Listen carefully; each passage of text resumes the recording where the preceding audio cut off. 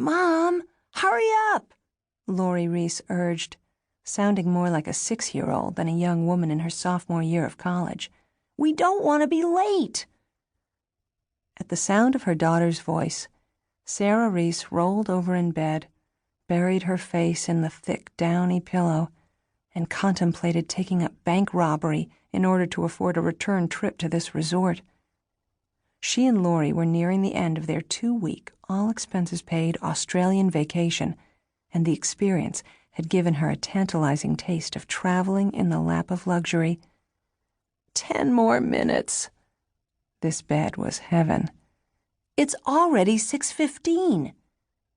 Their ride to the marina was scheduled to arrive at 7 o'clock, and getting ready would take 15 minutes, tops. She didn't need to hurry. 5 more minutes. Indulgent frustration laced Laurie's voice.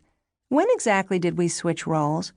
"I think it must have been the first day of the trip, when you spent half of that interminable plane ride flirting with the man across the aisle." Sarah grinned into her pillow, then lazily rolled her head and looked at her daughter.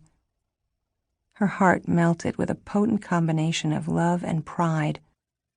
Laurie was a sophomore, majoring in biomedical science at Texas A&M University and making excellent progress toward her goal of earning admission to A&M's College of Veterinary Medicine. She'd worked hard to work ahead and cleared an extra 10 days of spring break with her professors. At 20, she was taller than her mother by 7 inches, a fact she loved to tease 5'0" Sarah about at every opportunity. She had Sarah's high cheekbones and dark hair, and her grandmother Ellen's sweet smile.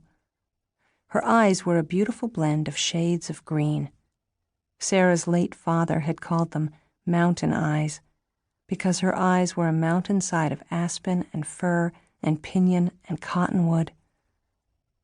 Sarah didn't see the mountains when she looked at Laurie's eyes. She saw Cam Murphy. Her daughter had her father's eyes.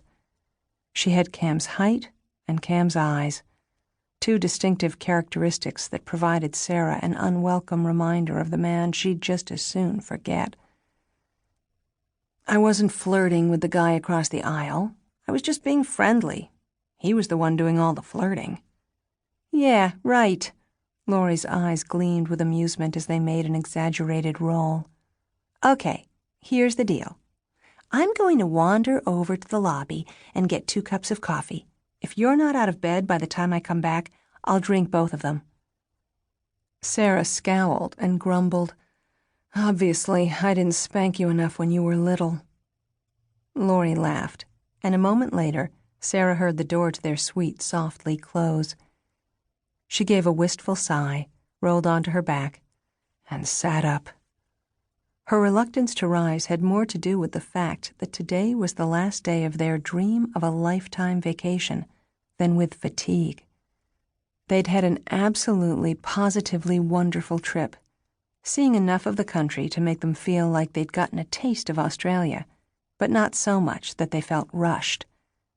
The past 3 nights, they'd spent here at a magnificent resort on the Coral Sea, and today they'd ice their vacation cake with a catamaran trip out to the Great Barrier Reef. Sarah stretched as she gazed out through the glass-pane French doors, past the veranda with its private spa tub, and across the golden sand beach toward the turquoise sea. She crossed the doors and pushed them open, then took time to count her blessings.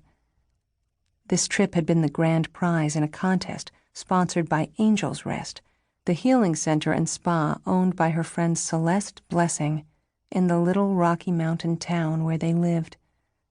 Back home in Eternity Springs, snow covered the ground, and the day they'd left, the thermometer flirted with 0 degrees. As the seaside breeze softly stirred, Sarah murmured, "I still can't believe I'm here." She'd dreamed of visiting Australia since childhood. Back in high school, she and Cam had stretched out on a quilt up at their favorite makeout spot, Lover's Leap, and planned how they'd backpack across Europe, explore the pyramids of Egypt, and dive the Great Barrier Reef.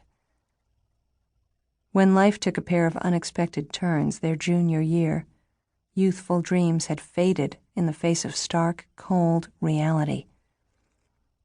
She wished one of those realities would hurry back with the coffee. Sarah turned away from the breathtaking view and headed into the bathroom.